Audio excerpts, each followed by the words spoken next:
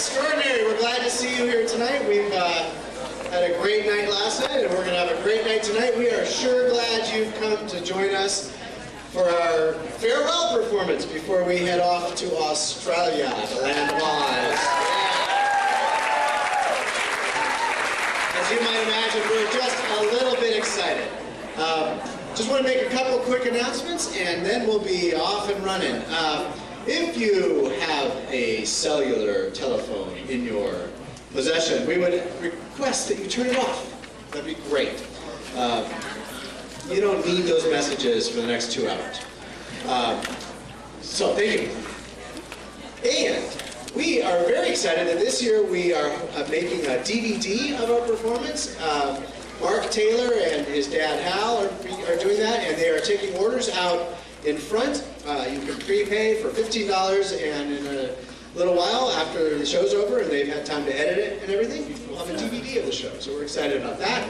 If you want to follow along on our tour with us, you can travel virtually with us at www.starfiresingers.com and see all the really exciting things we're doing. If you want to learn about Australia, you can do that now. Go to www.starfiresingers.com and see all kinds of interesting Australian facts. Okay, what else am I supposed to say?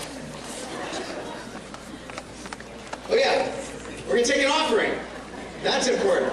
At the end of tonight's performance, we will be taking an offering, and we definitely appreciate your support and your help. A trip like this is quite expensive, and there's a lot of things that we still have to pay for. So any help you can give us, we really appreciate. And at the end, Carol will say something, but we do want to invite all the alumni who are here to come forward, and after the offering, we'll sing together. So, somebody's waving. Okay, on the front of your bulletin, you noticed that we are dedicating our home shows to some very, very special people. And they love when I call attention to them. And but they are here tonight. I just want to say a little word about Jack and Olive O'Hara. When Carol and I came to this church, I don't know if you guys were here when we came, but I think you were. They have been the most supportive people for us in the 22 years we've been doing this. Jack and Olive have gone on a ton of our tours. They've slept on church floors. They've stayed up all night with kids. They've just done amazing things. It was a tough thing a few years back when it just didn't work for them to go on the tours anymore, but man, they have been there with us every step of the way. And we just thought it's high time that we recognize the incredible gifts that this couple has given this church and the youth program. There are still, well now post-college kids, that the very first thing they do when they're in the area is call Jack and Olive and go hang out with Jack and Olive. And so we just wanted to recognize the incredible gifts that this couple has given us and the support, and just say thank you to Jack and Olive. So guys, you need to stand up. I'm sorry. Jack and Olive.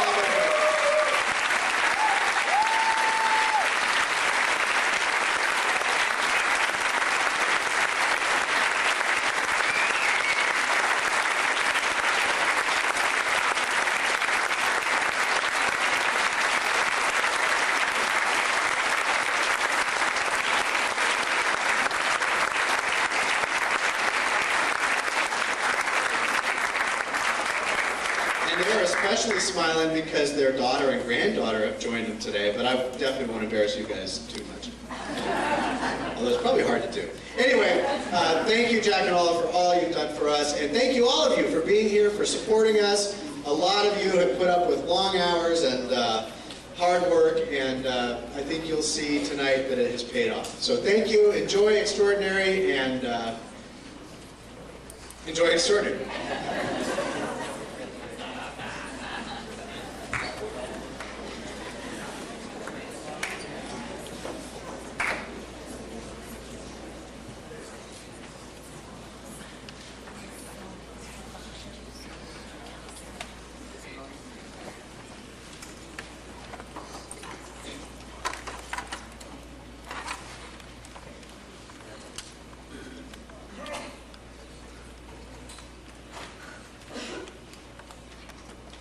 Have you ever really wondered about the disciples?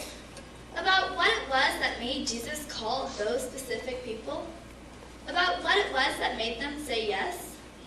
Do you ever wonder if there were others that said no? Or if anyone changed their mind? That's why we're here tonight, to look at those first followers of Jesus and explore what made them say yes to Jesus' call. We're going to try to demystify them, to humanize them, to connect with them. And as we're doing that, we're going to look at our own calls. Because God calls us still today. And we have the same choice of answering the call or not answering that the first disciples did. Our hope is that by getting the disciples out of the dust of the past, by bringing them down off the pedestals that 20 centuries of ritual and worship has put them on, by looking at their humanity rather than their saintliness, we will see how much like us they are. And our prayer is that tonight we will all be inspired once again by the miracles that God's love did so long ago and continues to do today in everyday, normal, ordinary lives. All right, listen up. We're responsible for putting together the annual Living Last Supper scene for a Monday Thursday service. I need 13 guys to do this. I'm gonna need more than this. Come on. I need 12 disciples plus Jesus. This is a big responsibility and a real honor. Question, why does it have to be guys? Well, we're doing an exact replication as we can of Leonardo's The Last Supper. That's a famous painting of Jesus and his disciples. So? Well, so they're all men. Says who? Says Leonardo. Says the Bible. Says, I don't know, God. God says disciples have to be men? Well, not disciples in general, but these disciples were men. Says you. No, it's not my idea. It's who Jesus called, and that's who Leonardo painted. How do you know Jesus didn't call any women? He did. He called all kinds of people, but the 12, his closest apostles, were men. That's just the way it was. But how do you know? It says so in the Bible. How do you know the Bible is right? After all, it was written way after the fact. And by men, I might add. Ashley, listen, I'm not going to get in this argument right now. I'm sure Jesus loved men and women and children and animals and everybody. But the fact remains, he called 12 men to be his disciples. That's who Leonardo painted, and that's what we're recreating. But how do you know that's who Leonardo painted? What on earth are you talking about? Come on, haven't you read the Da Vinci Code? The Apostle John, in that painting, was really Mary Magdalene, a woman. So you'll believe a popular work of fiction over the Bible? Please. Yeah, why not? It was better researched, and it doesn't have an agenda like the Bible. Ashley, everything has an agenda. Don't you forget that for a second. Listen, it doesn't look like we're not enough guys anyway, so there's no reason why a few girls can't play some of the parts. But the important thing is we get started on this, so we do a good job. Now, who's interested? Great, you can be Peter. You'll make a good John. You guys can be James. And John. You can be Philip. Here's our Bartholomew. Oh, you'll make a great Thomas. You're always studying everything anyways. Matthew? The other James. Thaddeus. The other Simon. And let's see. You can be Judas. Judas, I have to be the traitor?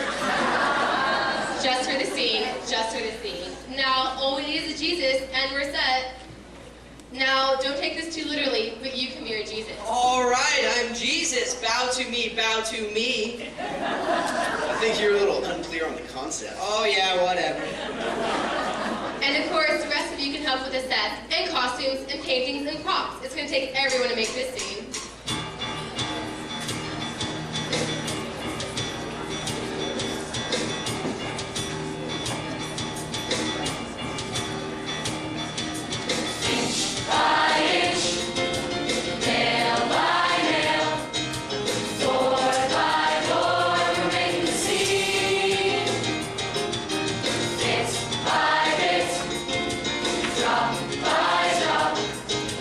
Day by day.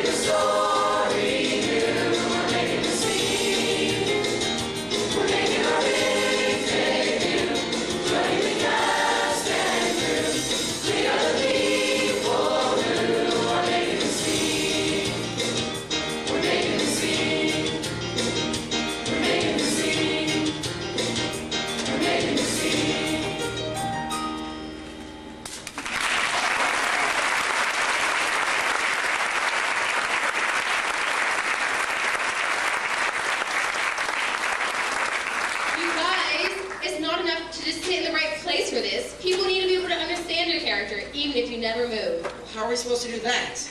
You have to really understand who your character is and be able to convey it through your facial expressions, your pose, your demeanor. Without saying a word or moving a muscle? Exactly. Well, that seems kind of lame. Well, you know what they say. The true test of how good an actor you are is how well you can convey your character without even saying a word. Who says that? Well, it doesn't matter. But the point is, to be an effective part of this service, you need to convey the essence of your character. The essence of her character? How are we supposed to know what that is? It's up to you to find out.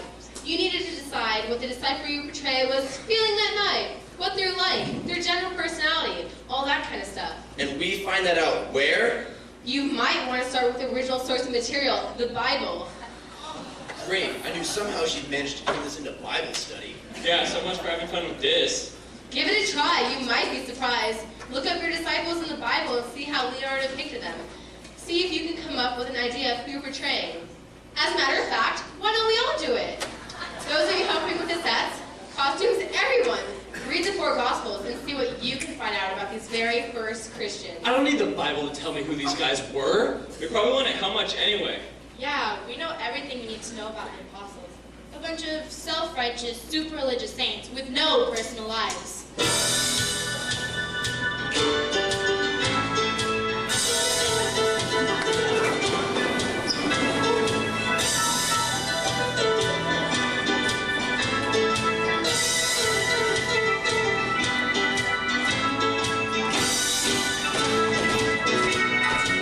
We are the 12. Slick, sleek, happening, the 12. Nothing close to ordinary 12. Chosen by the man himself, the 12. Hey, look at us. We are the 12. The chosen few, that's us for sure. Extraordinary, not like you. Living God's agenda, that's who.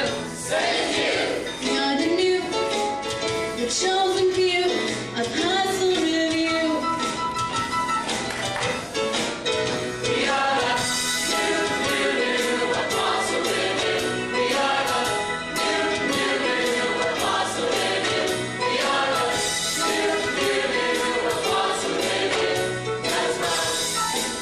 So let's introduce ourselves. Well, there's Samuel, Peter, and his brother Andrew, James and Zebedee, his brother John, Philip, Nathaniel, Thomas and Matthew, James the last, Francis and I tonight. 9 plus 3 makes 12. So let's introduce the others as well.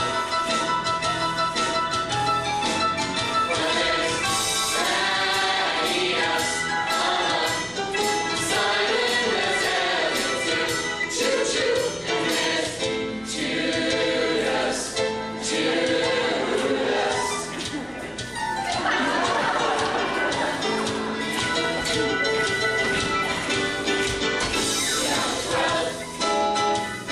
Slick, sleek, happening, the 12. Nothing close to ordinary 12. Chosen by the man himself, the 12. Hey, look at us. We are the 12.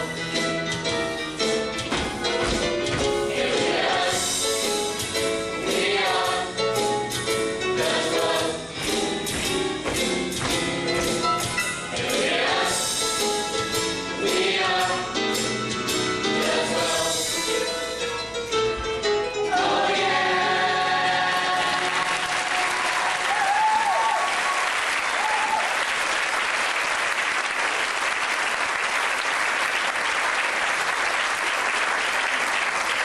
Well, guys, as you're studying, I hope you learn lots and lots about these characters.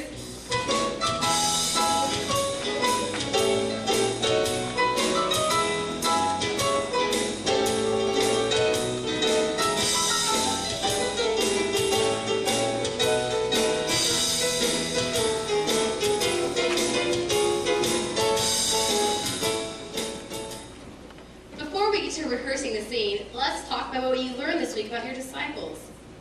First of all, it didn't seem like they were all that unusual. At least not at first. Yeah, they were just ordinary guys doing ordinary things. Mostly simple fishermen, with a tax collector or two thrown in. Well, I'm supposed to be Peter. I always thought he was this super religious, righteous, holy man, the first pope and all, but from what I read, it seemed like he was putting his foot in his mouth more than anything else. Well, hey, Peter, I'm your brother Andrew. We're brothers too. I'm John. I'm James.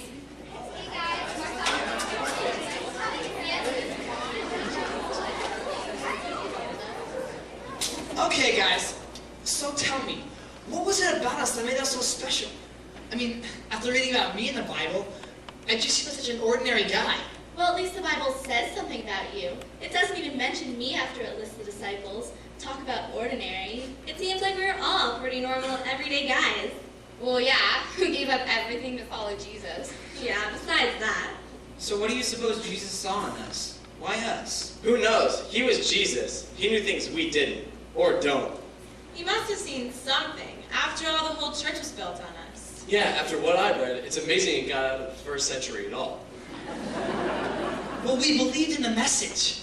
We may have been normal, ordinary, bumbling, everyday guys, but we were also extraordinary because we were willing to go wherever he led us. Ordinary, extraordinary people. That kind of sums it all up. I'm dazed and amazed after having this chat to see where this group of apostles is at. We're different, we're quirky, they call us the norm. A more ordinary group has never been formed. But there's something different, there's something unique, something that makes us more sleek and less geek. We were chosen as special, picked out from all, extraordinary people who would follow the call. Hit it, Dirk. Because we're extraordinary. Extraordinary. Extraordinary. We are extraordinary. Extra, extra, read all about it. Ordinary, read all about it. Extra, extra, read all about it. Ordinary, read all about it. Extraordinary. We're light in the darkness, holy and sweet. Water in the desert where God's people meet. We're justice and passion, we're fishermen too. And we haven't used and all have been blessed with God's work to do. They say we're extraordinary. We are, yeah. Extraordinary. We are, yeah. Extraordinary. We are, yeah. We are extraordinary. Extra, extra, read all about it. Ordinary, read all about it. Extra, extra, read all about it. Ordinary, read all about it. Extraordinary. But the mystery it still stands. Without lions us, who were chosen from everyone with such little fuss. We're just plain disciples, we're people with sin. So now we must figure the question much bigger when we're to begin. They say we're extraordinary. We are, yeah. Extraordinary. We are, yeah. Extraordinary. We are extraordinary. Extra, extra, read all about it. Ordinary, read all about it. Extra, extra, read all about it. Ordinary, read all about it. We are extraordinary.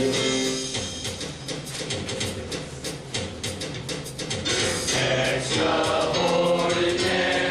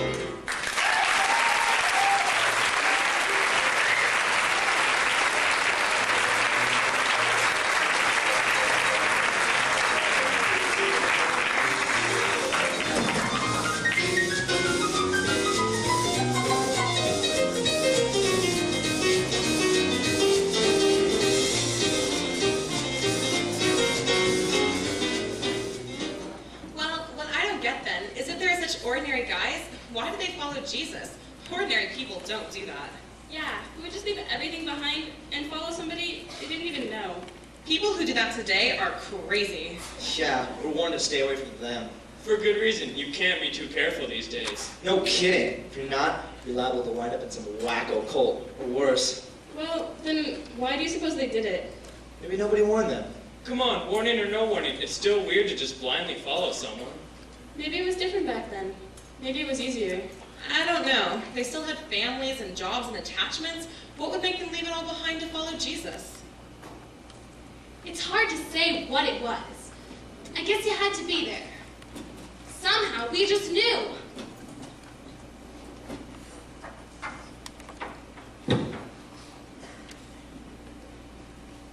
James, back to work. We gotta get these nets fixed or we're not gonna catch anything else all day. Okay, Dad. Hey, John.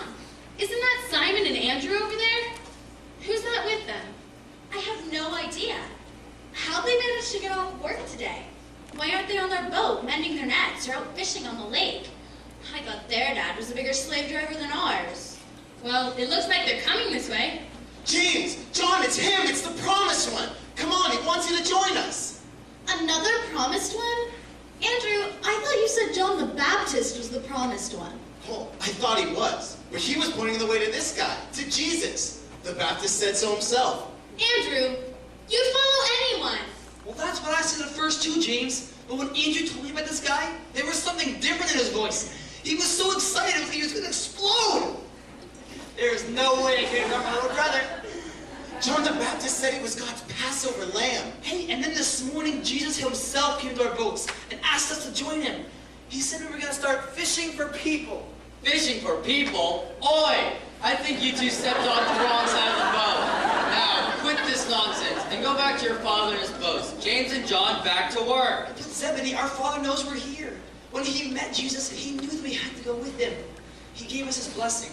John, James, come on, we can't wait. Jesus is calling us. Dad? Oh, all right. Go.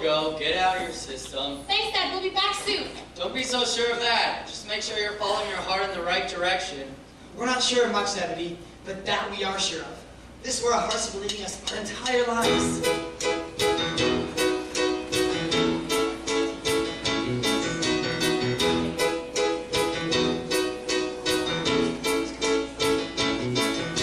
I wish I could say what it was on the day that made me follow him.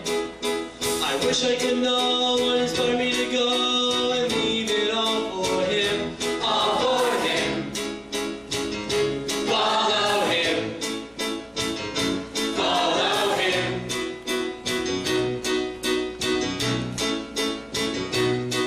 People call me naive because I chose to believe that I should follow him. They said I was crazy, that my logic was hazy when I gave it all for him. All for him. Follow him. Follow him. And yet I chose. And I choose again to join that unchosen man. I give it all, leave it all behind, because I know the life of mine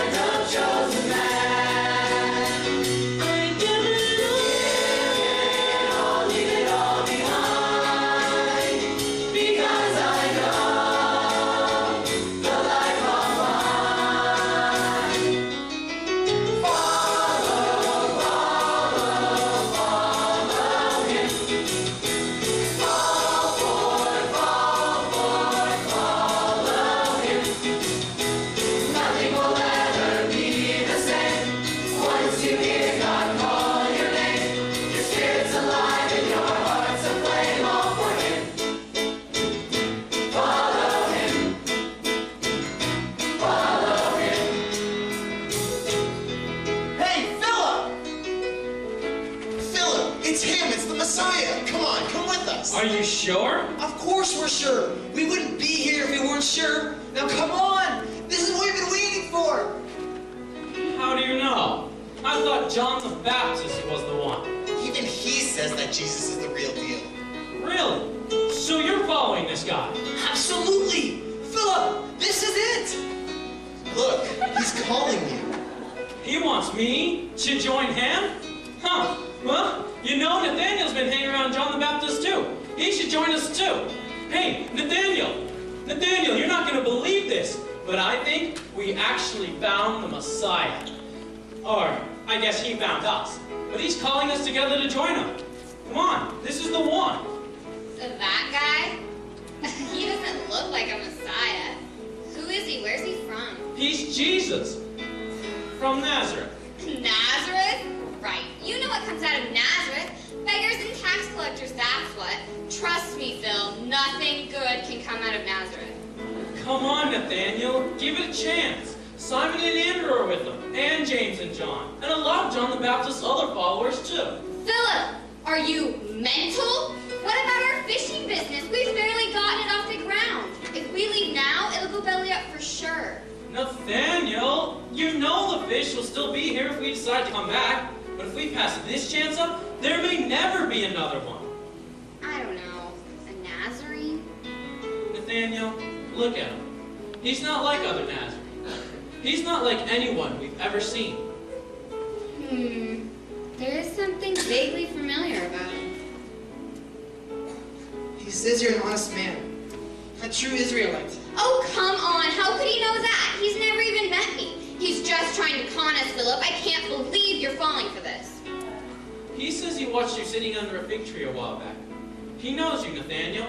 He knows all of us. He watched me? He knows me? And he's calling me? Maybe you're right. Maybe this is the one we've been waiting for.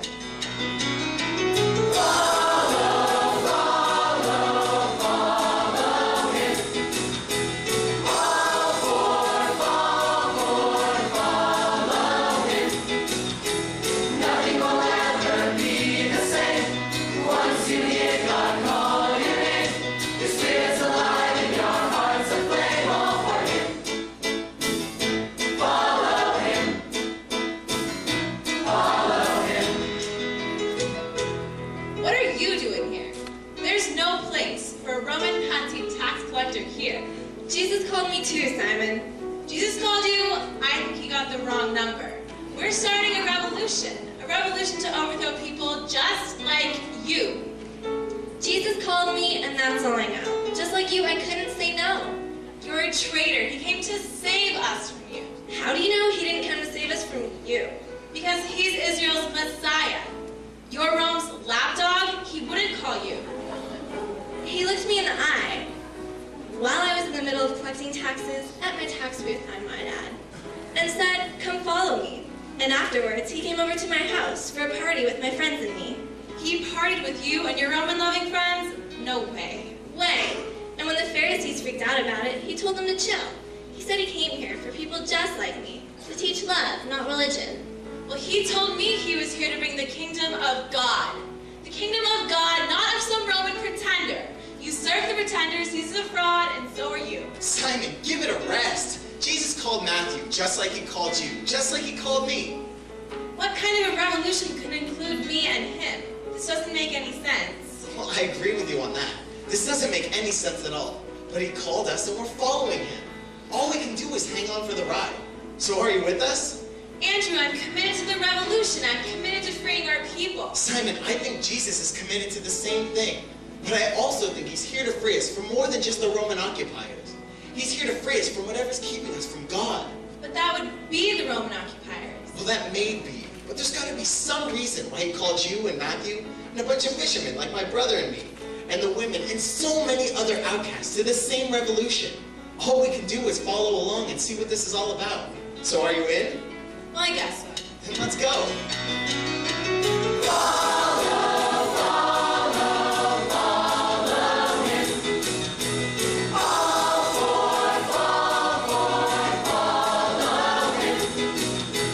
Nothing will ever be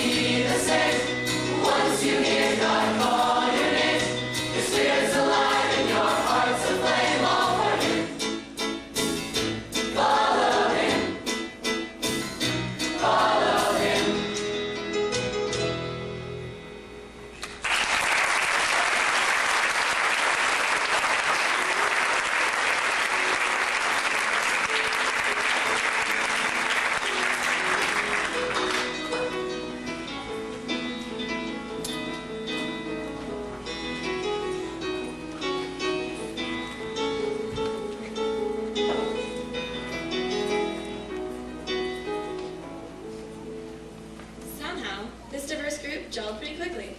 They got together with Jesus and seemed to form a really tight group. Yeah, they did. They got together and immediately went to heal and preach and teach with Jesus. It must have been so amazing to be a part of that first band of disciples. No kidding. They came from so many different experiences, and Jesus called them for a new purpose. Peter seems like he emerged as the leader right away. Are you sure? He seemed like the biggest loud mouth of the bunch to me. Hey! Come on, you know it's true. You were always putting your foot in your mouth. What's it do with his name? His real name was Simon, right? Yeah, but Jesus renamed him. Probably because it's too confusing, all those Simons running around. Whoa! Jesus called me the Rock because he chose me to build his church on. Are you sure it wasn't because you sank like a rock when you tried to walk on water? Or because you wish you could crawl under a rock after you denied him 3 times? I thought it was because you always had the grace and subtlety of a rock. Always crashing ahead, never thinking, just blundering on like a boulder rolling down the hillside. All right. I get your point. You know, I was pretty proud that Jesus chose me as his most trusted disciple. But I have to admit, I don't always get why he chose me. I always try to do the right thing, but things just seem to come out wrong. Like the walking on water thing. The seas were choppy that day. Jesus had told us to go ahead. He said he'd catch up. We weren't sure how he was going to do that since he didn't have a boat. But he was Jesus. Who was going to argue with him? Guys, it's been hours. How is Jesus ever going to find us? Don't worry about him. I'm more worried about how we're going to make it back to shore. These waves are getting bigger and bigger, and we're miles out. Hey, what's that? It's a ghost. It's a mermaid. It's Nemo. We found Nemo. No, it's Jesus. He's walking on water. Everything's going to be okay. He'll save us. Hey, Peter, he's calling to you. He wants you to walk out to him. You say so, Lord. Hey, everybody, check it out. I'm walking on water. I can walk on water. I can walk on water. I can walk on water. Oh, hold on. I can't walk on water. I can't even swim. Jesus, save me.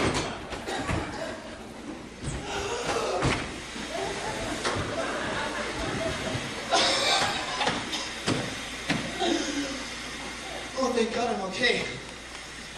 Thank you, Jesus. You saved me. You saved me.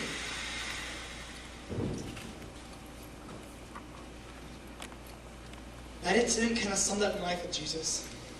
Some of the highest highs, like when I was actually walking on the water, and some of the lowest lows, like when I sank to the bottom. Each time I think I would get it, and then immediately realize I didn't even get it at all. Like one time, on the road to Caesarea Philippi, he asked us who he thought he was.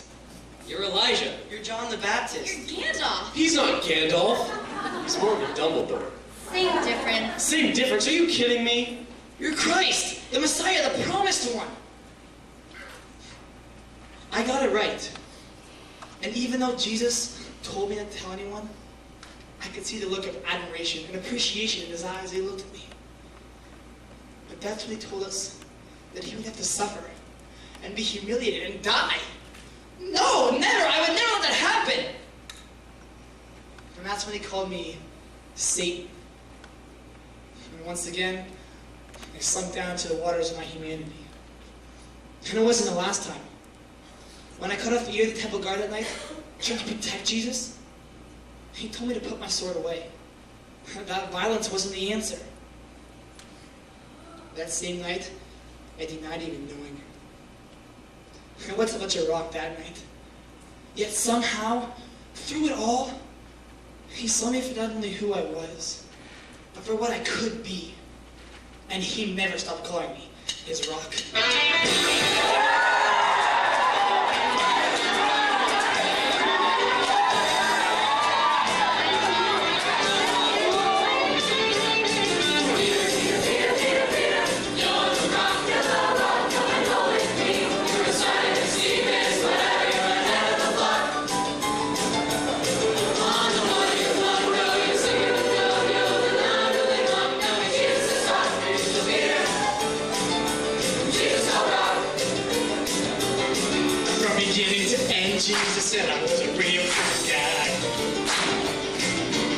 cinch that title on the road to Caesarea Philippi. Well, he asked who am I, then I said on a flying, not Elijah, not the prophet, the Messiah guy. And he said, shh, and I never asked one. Peter, Peter, Peter, Peter, Peter, you're the rock, come and go with me. You're the sign of the sea, that's whatever, you're the head of the flock. On the water you're walking, now you're singing the top, we all the night with the rock. Now we Jesus is off, we're just a Peter. Jesus all rock. I used to only walk upon solid land. Till once in the water, I put all my trust into the man. Well, I walked and I sank and I heard his demand. Don't be afraid, now put your faith in my hand. Why did you doubt me? Now that you can. Oh, Peter, Peter, Peter, Peter, Peter, you're the rock, come and go with me. You're the sign of the sea, that's whatever, you're ahead of the flock. On the water you walk, you're singing the top, you're all the night with the rock. Now we Jesus is off, we're just a Peter. Jesus all rock.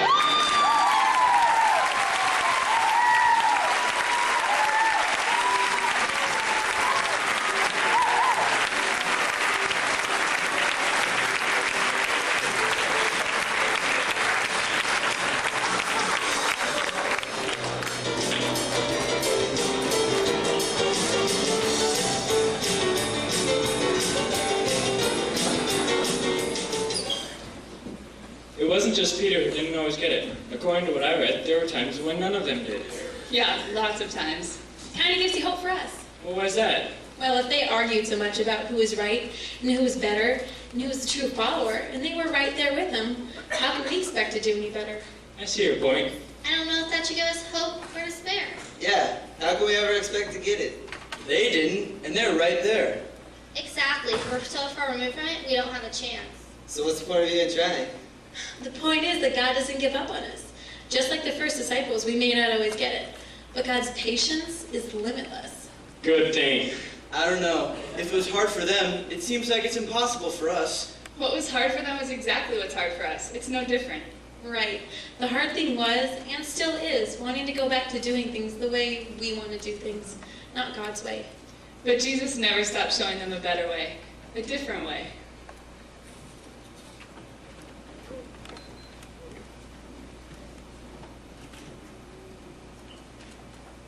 James!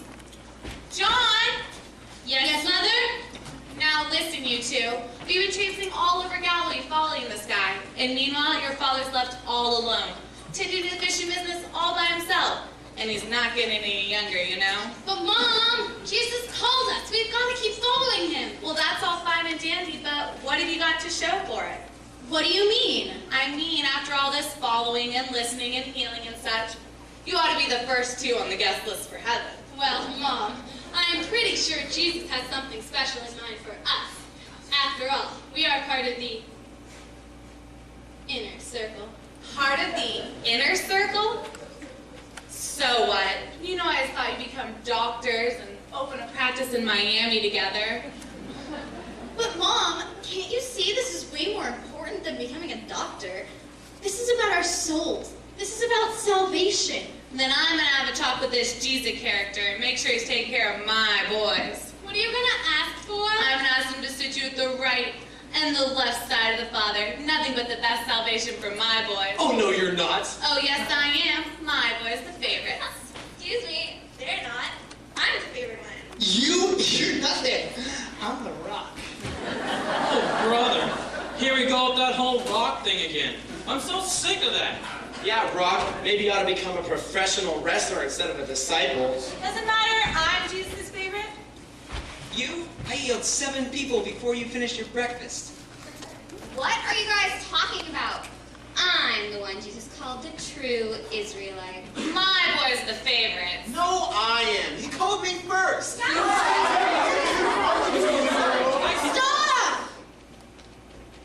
Sorry, Jesus.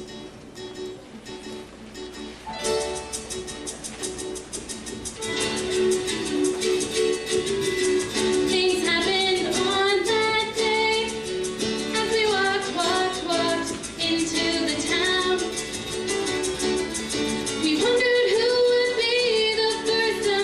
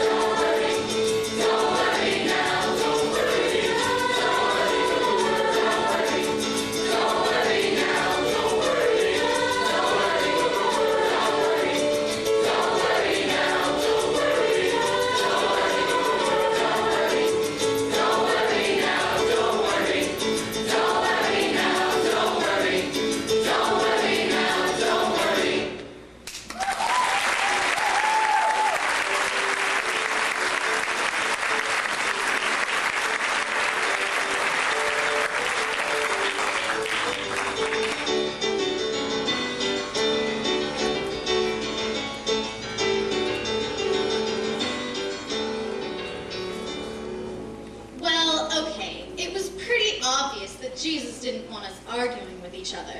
Well, anyway, we're still part of the inner circle, right? James, don't gloat. That's the point. But you're right. We're all in. It doesn't matter who's first. We're still in the top 12. In the name of Jesus of Nazareth, be healed. Hey, what do you think you're doing? I'm healing this person. What does it look like? You can't do that. Says who? Says us. We're the official disciples. The official disciples? What, you got ID? Do you have badges? Badges? We don't need those stinking badges. We got Jesus. He picked us. I didn't see you there. I didn't need to be there. I heard about it and I thought it sounded like a good idea, so I started healing people too. We heard about it, and we came to her, and she healed us. Well, you need to stop. Why should she stop? She's doing good. She healed me. Me too. She's not sanctioned by Jesus, and she doesn't even have a license. Your healing does not have league approval. Well, I'm healed. That's all I know. Yeah, I haven't seen you guys healing anyone. Your healing needs to come from an official source. Or it doesn't count. Doesn't count. Who's keeping score? We are. God is. That's ridiculous. Healing is healing. You can't argue with results. You're playing with fire. You have no idea what you're doing. Maybe, but we're healed. Come on, guys. We better catch up. But we're telling Jesus about what you're doing, and you're gonna be sorry. Okay, well tell him hi for me. You're not gonna be smiling much longer! Jesus is gonna smite you, you poser! I can't wait to see what Jesus does to those guys. Healing in his name? What nerve. So, these people who haven't even met Jesus have enough faith to heal in his name? Right, and his own followers tried to shut them down. Well, that doesn't make any sense. It seems like the disciples don't have as much faith as the people who haven't even met Jesus. How does that work? I don't know. Things just keep being turned upside down. Upside down and inside out just makes me dizzy. I guess all we can do is keep hanging on for the ride. We better go catch up.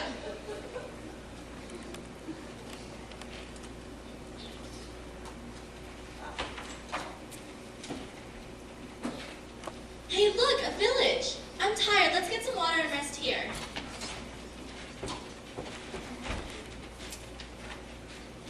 Hey, look. Those guys are drinking our water. Who do you think you are, stupid Israelites? Excuse me. That's village water? Villagers only? You can't drink that. I beg your pardon. You don't have to beg anything. Just step away from the well and no one gets hurt. That's the American water, bucko, not for the likes of you. Hey, do you guys have any idea who we are? We're working for Jesus. We're headed to Jerusalem to heal. Yeah, I know exactly who you are. And there's not enough water here for us and the likes of you. Now take a hike. If you guys really knew who we were, you wouldn't be so rude. We're working for God. Yeah, well, let God give you some more then. This is our water. Get lost. Yeah, you guys are the miracle workers. Make your own water. Wait till Jesus hears about this. There is going to be some serious smiting going on here. Seriously, maybe he'll turn her into a pillar of salt. Or maybe he'll flood the whole village out. Or maybe he'll send a plague of locusts on this place. Maybe he'll rain down lightning bolts and incinerate the whole village. Boom! Oh yeah, they'll be sorry they ever messed with us.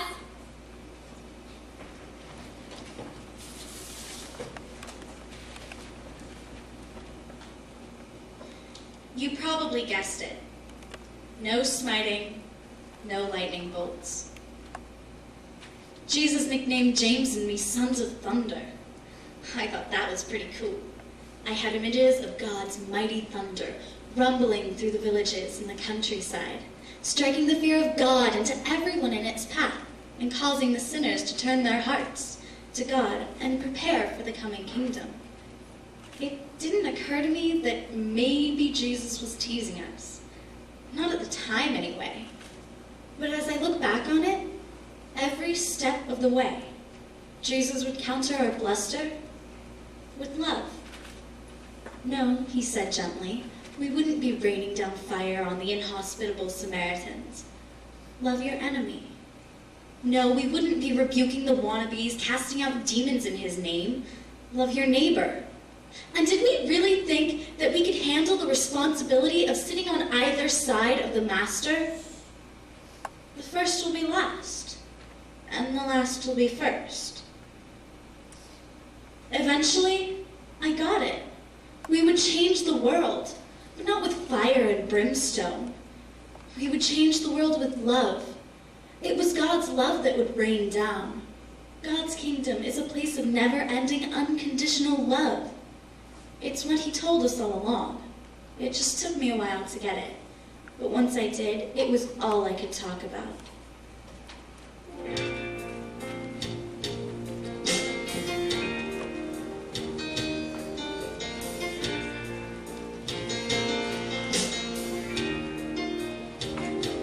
God is love, there is nothing else. God is love, there is nothing else. Love that casts out fear. Love that draws each other near. Oh, love, love, love one another.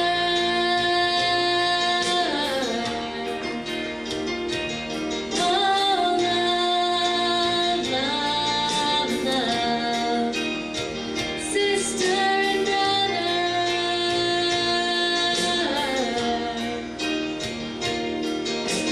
Love the ones you've turned away. Love the ones you've scorned. Love is God's most sacred way. Love and be transformed.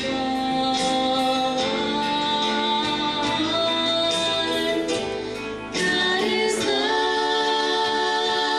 there is nothing else. God is love, there is nothing else. Love that casts out fear. Love that draws each other near. Oh, love, love, love one another.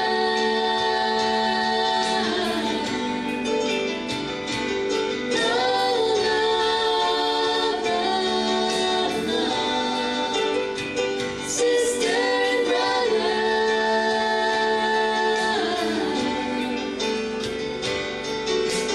Love's the message and the way. Love's a saving call. Of the word and in the world, love surrounds us all. God is love, there is nothing else. God is love, there is nothing else.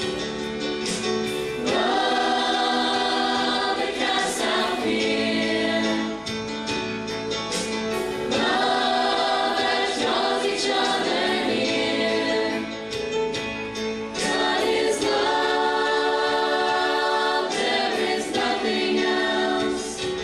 God is love, there is nothing else.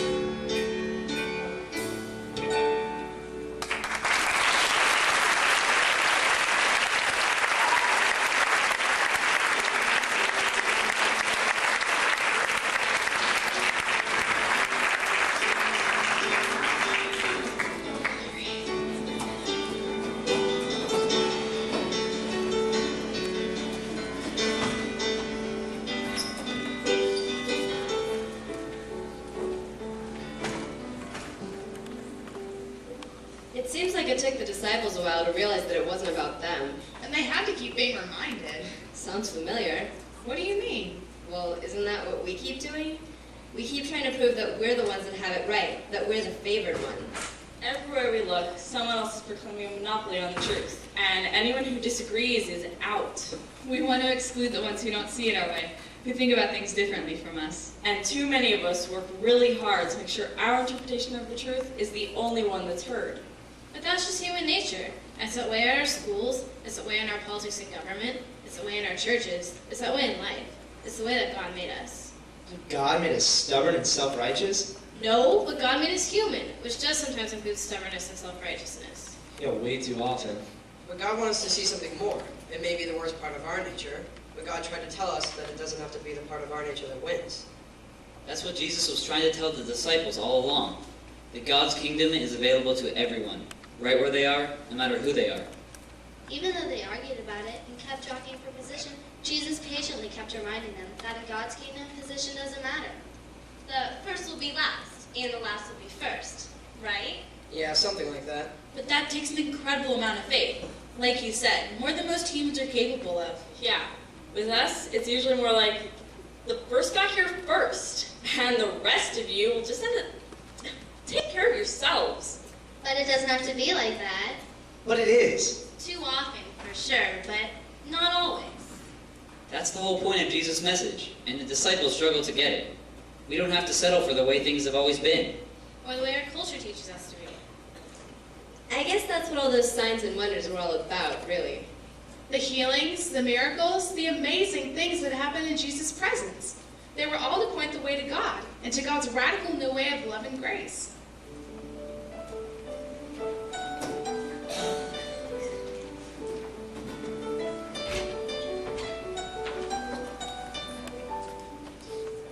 Oh man, we've been here for hours and there is nothing to eat.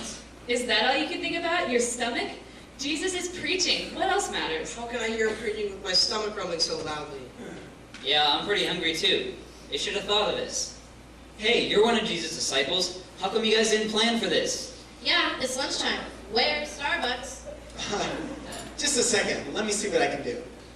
What are we gonna do? The crowd is getting restless. What can we do? There are probably 5,000 people here. It would take a whole month's wages to buy them lunch. Plus, we don't exactly have wages since we became disciples, remember? Oh yeah, I forgot. So what should we do? Well, hey, look, there's a kid with a basket with some bread and fish in it. 2 fish and 5 loaves of bread for 5,000 people? I think your math is a little fuzzy. Hey, look! Jesus is passing out food. Now you can quit your griping. Cool.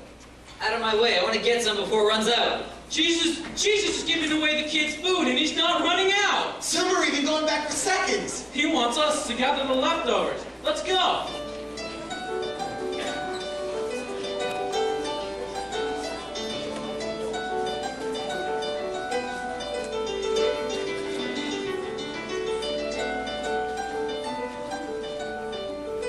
Philip, once again, our faith wasn't big enough. Jesus showed us that nothing is impossible with God.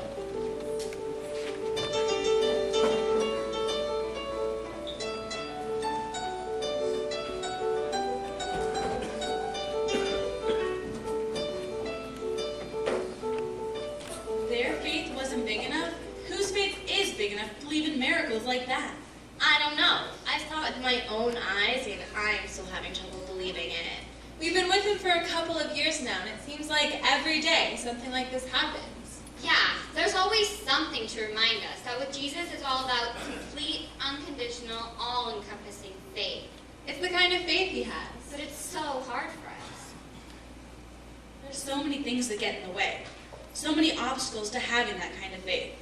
The first step is believing in the kind of love Jesus has for us. And what kind of love is that? Complete, unconditional, all-encompassing love. If we can believe in that kind of love, we can have that kind of faith. I don't know. It's so hard. I want to have it. I really do. I just don't know if my faith will ever be big enough. The more we follow Jesus, the more we come to learn. A new surprise, more open eyes, yes, at every turn. Each time we think we get it, we soon find we don't know. Our faith we find is undefined, and still has far to grow.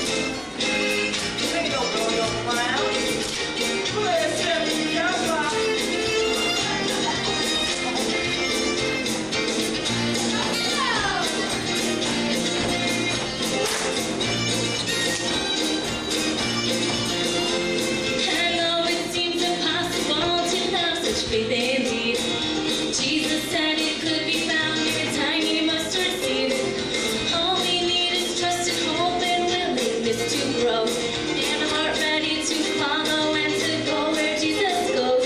Then like that mustard seed, our faith will grow a bit each day. And understanding will increase as we follow the way. We'll help each other as we go and see and teach and play. And soon we will be recognized because of our big faith. We look for bigger oceans and for bigger fish to fry. We fight against each other for a bigger slice of pie. We ask for bigger, better, and we're never satisfied. No matter what we get, there's something money just can't buy. Big faith, big faith. With my faith makes mountains move and feeds a hungry soul. Big faith, big faith. It's all that really matters. It's what makes the wounded whole. Big faith, big faith, big faith. The kind of faith makes mountains move and feeds a hungry soul. Big faith, big faith. It's all that really matters. It's what makes the wounded whole. Big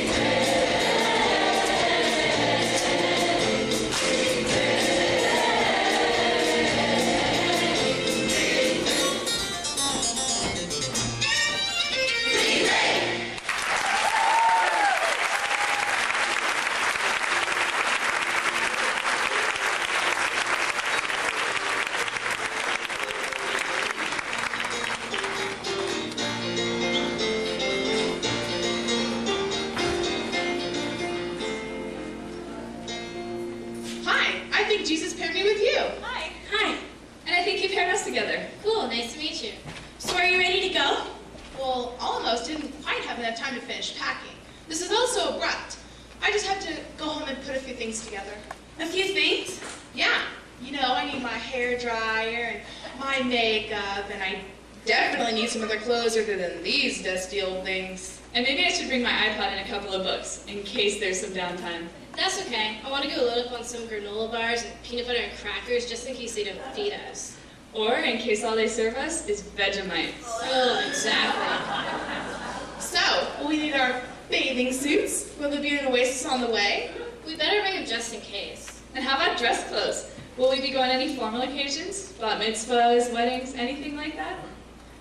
Wait, but guys, don't you remember what he said? What? He said to keep it simple. He said not to load ourselves down with stuff. He said that we're the only equipment we'll need. He said to travel light and to not be in a position on anyone. Well, I guess I can forget those granola bars. I don't really need my iPod. I guess these clothes are okay. He's sending 70 of us out to heal and spread God's love. How are we supposed to do that? We don't have the power. He's giving us the power. He's giving us the authority. It comes from God. We all have it. We just need to learn how to use it.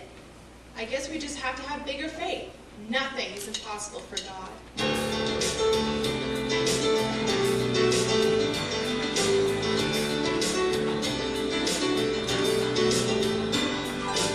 Signs and wonders and signs.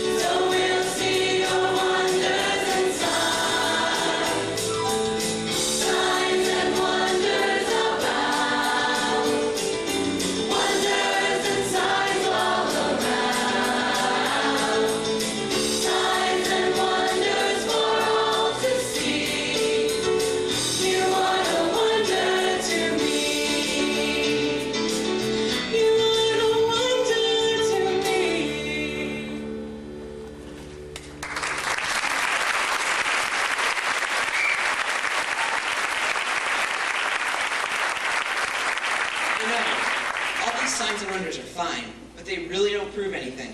Thomas, what are you talking about? Well, they all have natural explanations. People delude themselves, talk themselves into miraculous healings. People will see almost anything they want to see because they want to believe. But Thomas, isn't that what having faith is all about? Well, sure, but blind faith just leads us to problems. I need some proof.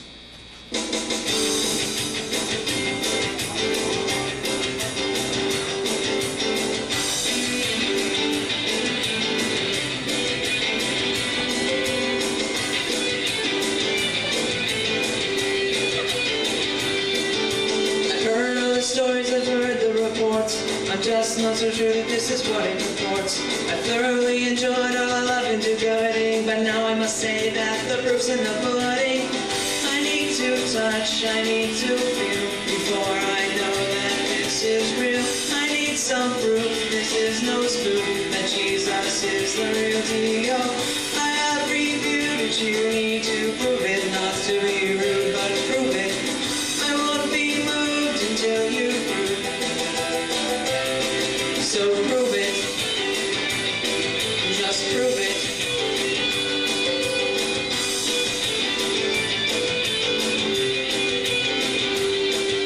Now please don't get me wrong, I truly believe. But if I could see proof, I would be so relieved. They say I lack faith, but I'm just being wise. I'm a disciple with wide open eyes. I need to touch, I need to feel before I know that this is real. I need some proof, this is no spoof, that Jesus is the real deal. I have reviewed it, you need to prove it, not to be rude, but prove it. I won't be moved until you prove. So prove it, just prove it.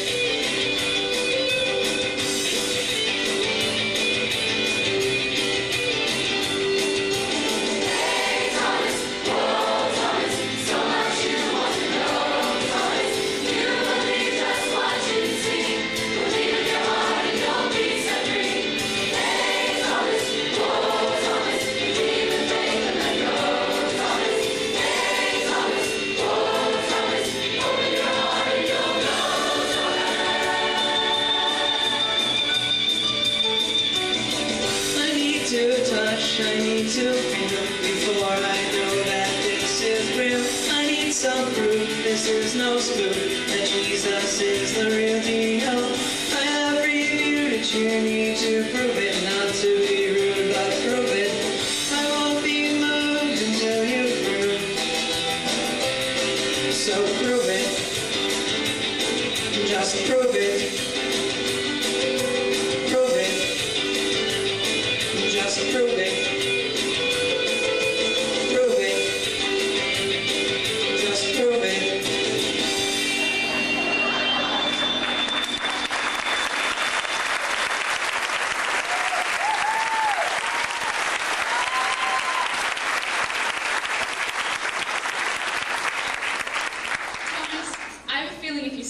And keep paying attention, you'll have all the proof you need. Or better yet, you'll have enough faith that you don't need proof. That would be nice. We'll see.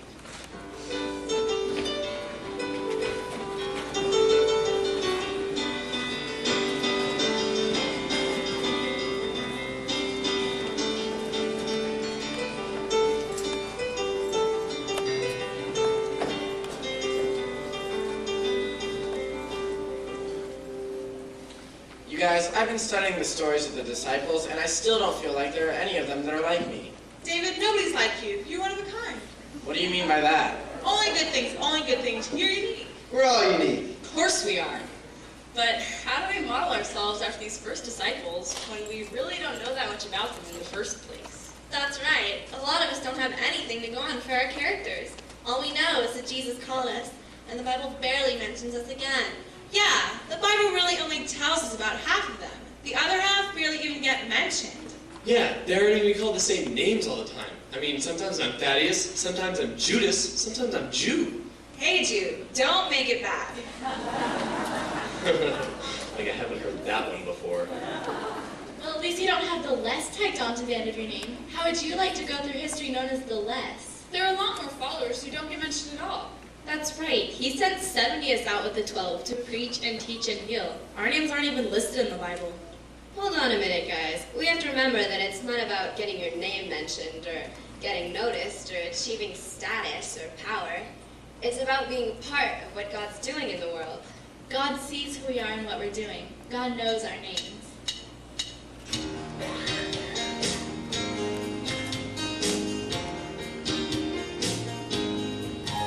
God sees what no one else will ever chance to see. And God knows where silence winds that once rang through the olive trees. God feels the longing passion of our aching hearts set free, and holds us all in love for eternity.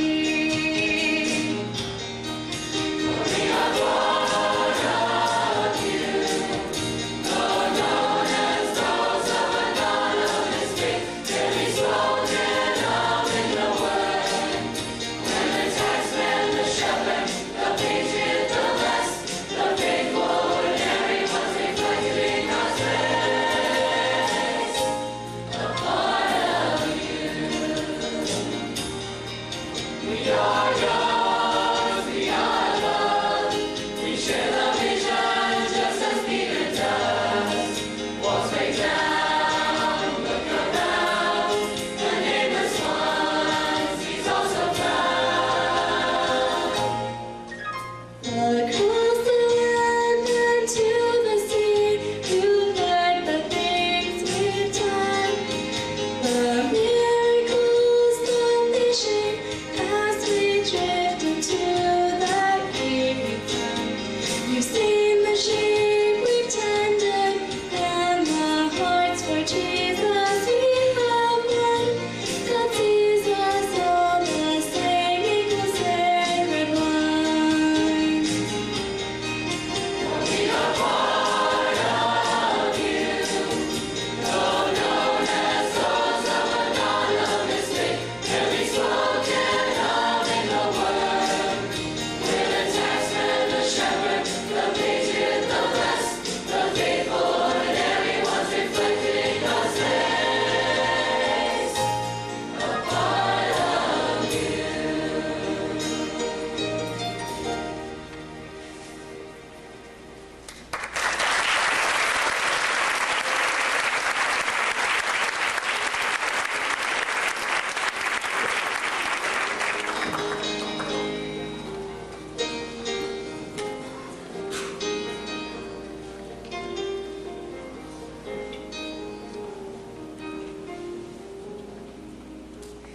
Along with the 12 who were named, there were some women who were always there too.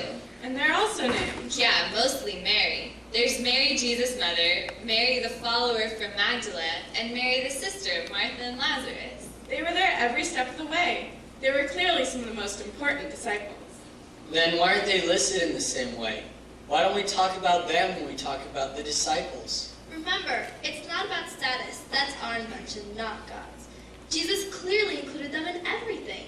They seem to be the ones with the biggest faith. They were. They were the ones who always stayed with him, even when he was on the cross. And they were the first witnesses to the resurrection. You can't tell the story of the followers of Jesus without telling the story of the Marys.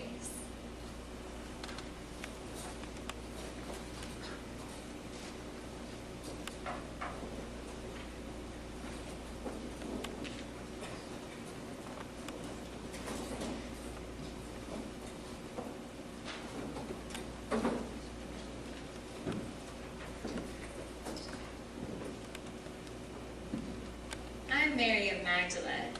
You call me Mary Magdalene. I'm one of the most misunderstood and misrepresented people in the Bible. Somehow, the story has gotten told that I'm a woman of ill repute. Someone, somewhere along the way, got me confused with somebody else. I was simply one of Jesus' earliest, most devoted followers. The thing about Jesus is he treats us all like we're special. It doesn't matter how society has labeled us. Jesus tells us we're God's precious children. We may not be welcome to speak at the temple. We may not have a vote at town meetings. We might not be able to be priests or Pharisees. Jesus didn't care about any of that. There are no outcasts in Jesus' world, in God's kingdom. That's why we're his followers too.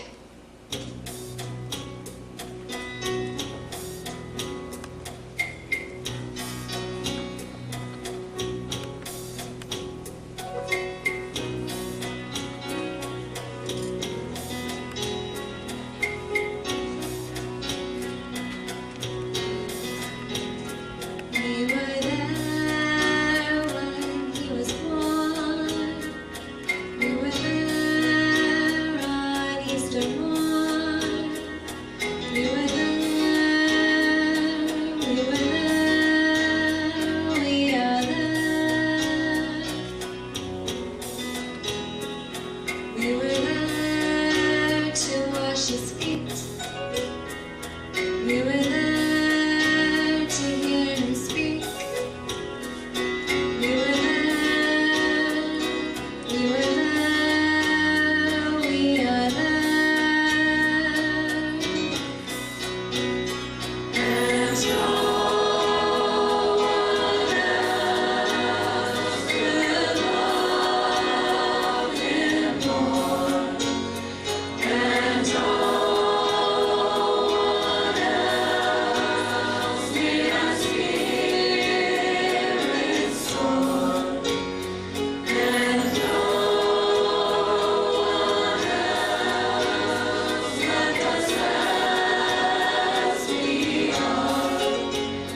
And no one else is our shining star. We were there to watch him die. We were there to see him rise. We were there, we were there, we are there. We were there to seek the way. We were there to heal and pray. We were there, we were there,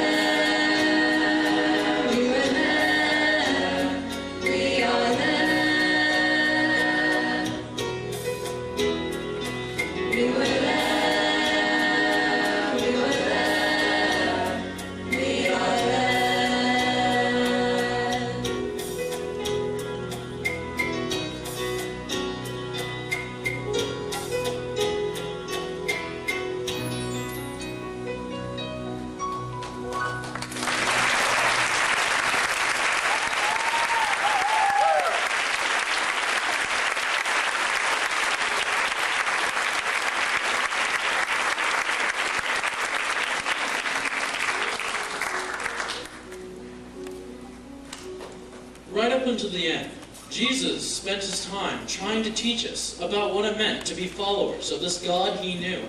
It was so different than we had ever thought of God before.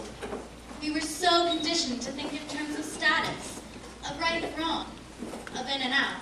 And Jesus turned everything upside down. The person with the greatest status was the least among us. And what was right was loving even our enemies, and what was wrong was hating and excluding. Every step of the way, he was trying to make sure we got that.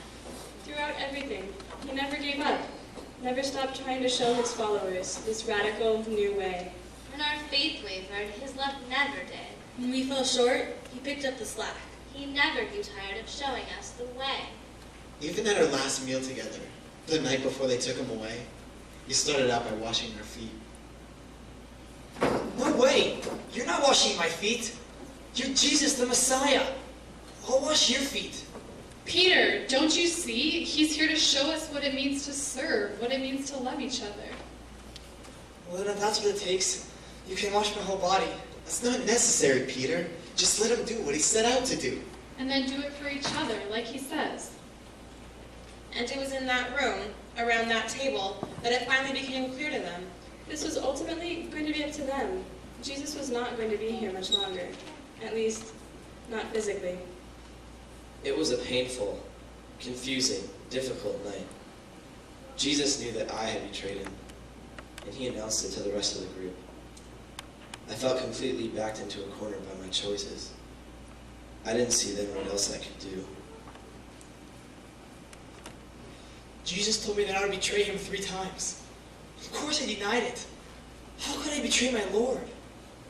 But within hours, I was denying even knowing the man who would change my life. Even in the midst of the pain and sorrow that Jesus was feeling, he couldn't stop talking about love. He told them to love each other with the same kind of love that he was showing them. He told them to think of him and God as their friend, their constant companion, and he told them to never stop being friends to each other. We came to that table expecting a Passover meal. We knew that it would be a memorable meal for sure.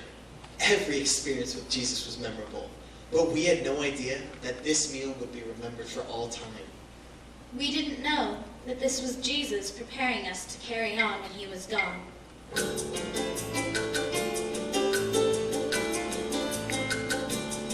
I never knew. How could I really know? I never knew that love would be the word to change the world. I never knew he would give his all and sacrifice for me. I never knew.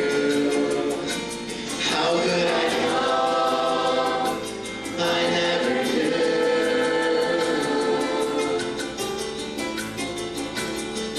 But listen now and hear my word. Sacred stories must be heard. Life fulfilled and life renewed. Hear the message sent for you.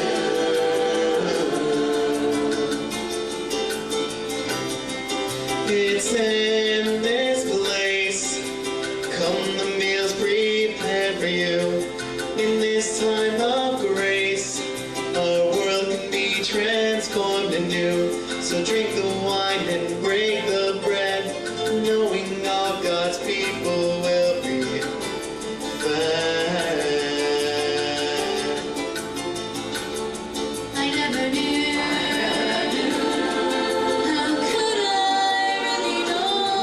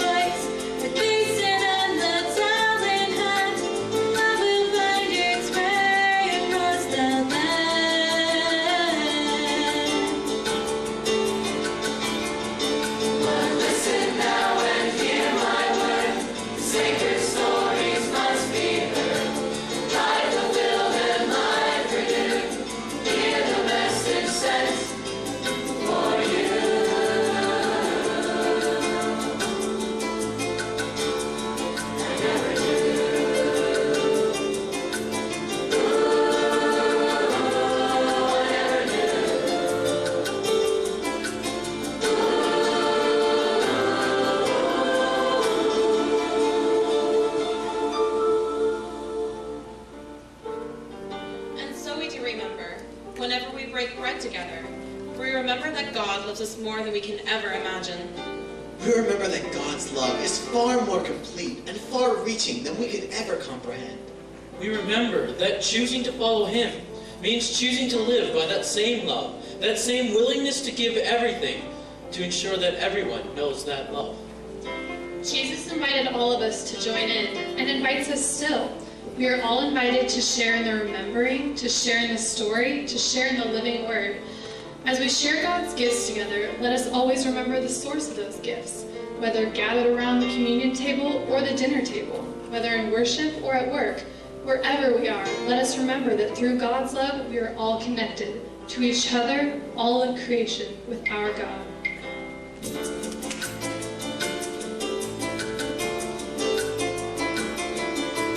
Listen now and hear my word. Sacred stories must be heard. Life fulfilled and life renewed. Hear the message sent for you.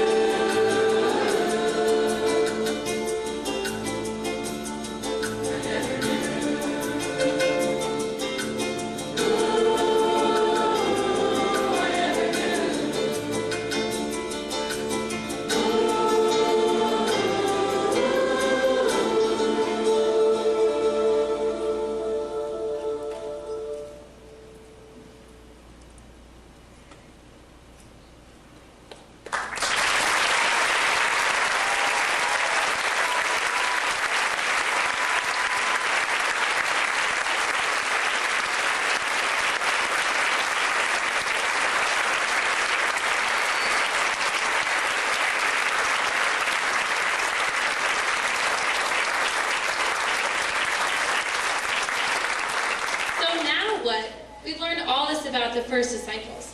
Other than do a better job on the living Last Supper, what difference does it make? Well, for me, the difference is knowing that these guys weren't ridiculously unobtainable ideals of humanity, but people a lot like us. Yeah, normal, everyday, ordinary people, called to do extraordinary things.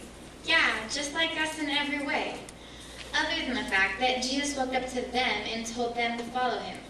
I don't know about you, but that hasn't happened to me today. How do you know? Have you seen Jesus walking by lately?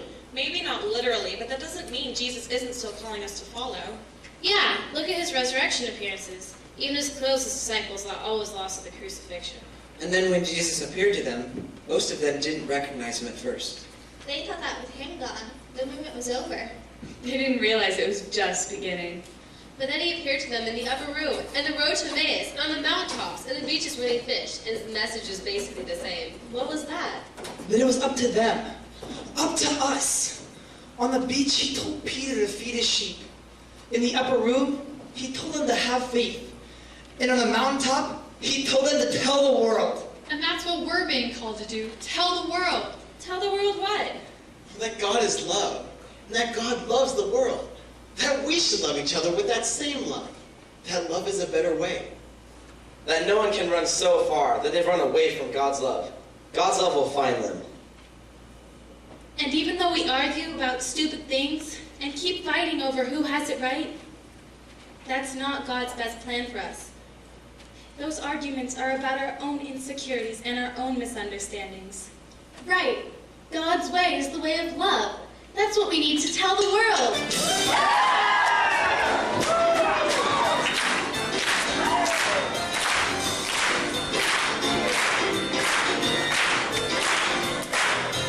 Jesus walked among us, calling us to follow him. It was more than just a passing phrase. It was more than just a whim. He was calling us to action, calling us to take a stand. He was calling us to spread God's love.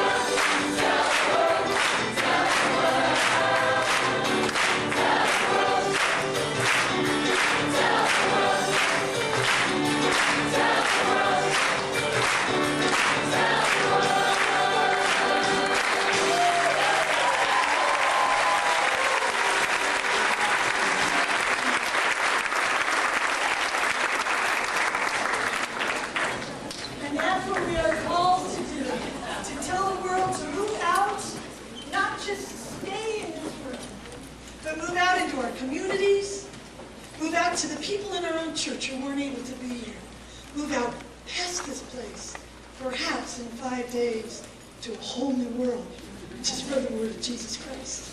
Now, isn't that what it's about? And we're called to do extraordinary things because that's what God has asked of us as people of faith. And that's what we want to do. That's what we want to bring to the world. That's what you have given us as a church to go out and give. We thank you for that.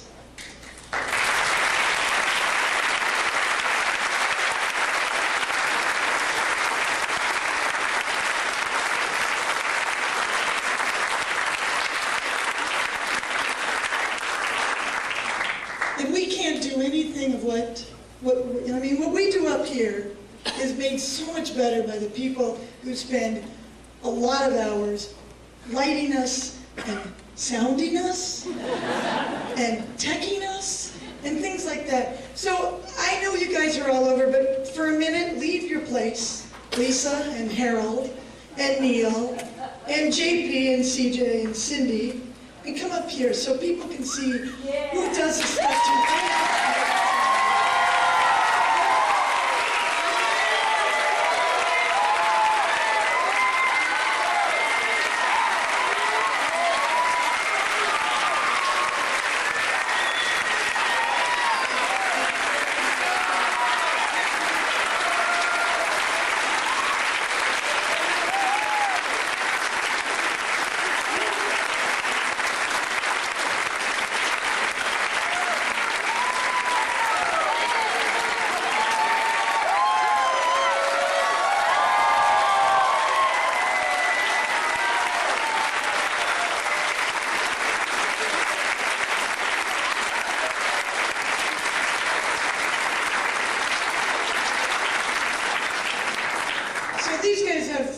to offer you as a word of thanksgiving. And boy, I tell you, we can't do it without you. It was like when we first started this, I don't know, some 23 odd years ago, we had coffee can lights. They were literally made of coffee cans and spray painted black. To be honest, if you went up here, you could still see some of them.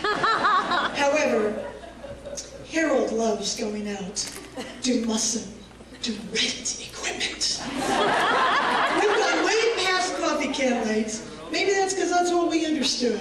Harold and all the whole lighting crew, Lisa, Neil, Trevor, they've all brought light to us. And the sound people, well, the best thing about the sound for me is, with Bill Hare, who knows everything, he sort of said to Cindy last year, Cindy, we'll let you do it.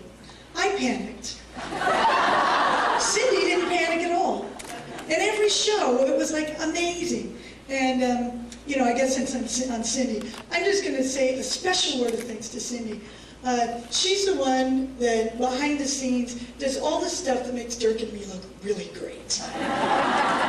And, I'm not saying we don't do anything, because God knows we do. But Cindy is unbelievable. And maybe it's because she's been with us in ministry from the time she was about 13 years old. And we grew up in this church, and she just knew the way we worked, and she stepped in, and here she is now. God, what would I do without her? What would we do without her?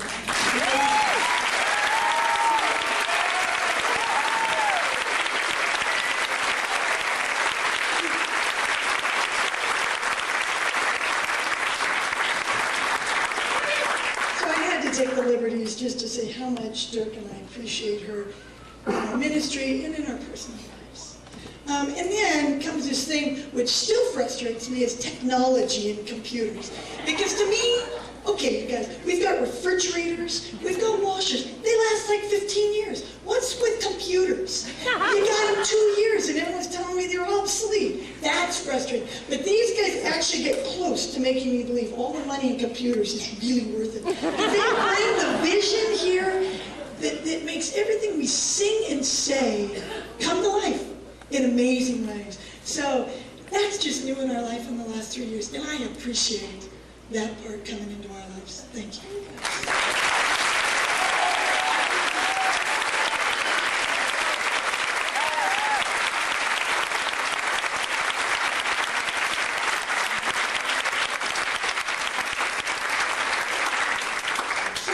sit down, get back to their posts. You know, too, the amazing thing to me is these guys, they come up and volunteer to go on these trips. They give up their vacation. For people with 2 weeks of vacation, they give up all their vacations and pay their way. That to me is remarkable, but it's because they want to be a part of spreading this word. It's not about a vacation, because it's not what this is. It's about, see, you can hear it. That's Jo Mary, she knows. It's about going out and spreading the word, and it's about doing it with a whole bunch of really cool young people. Really amazing. So, as we get ready to take the offering now, we would ask that the alumni in the group come up as we get ready to sing our final song. In one moment, Hillary has the last word. So as you know, Dirk and Carol put so much time and energy into this. They don't sleep and they spend all their time with us. So we wanted to get them a little something to show our appreciation. Okay, so the big thing we're giving them is something that goes for their house, since they have a lot of sleepovers with all the kids. So we decided to stay warm since it's so cold outside to get them an outdoor fireplace.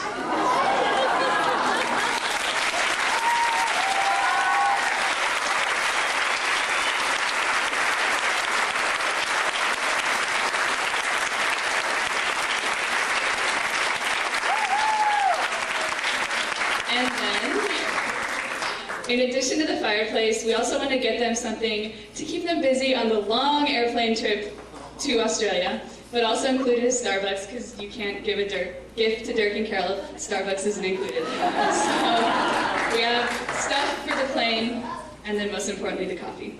And earplugs!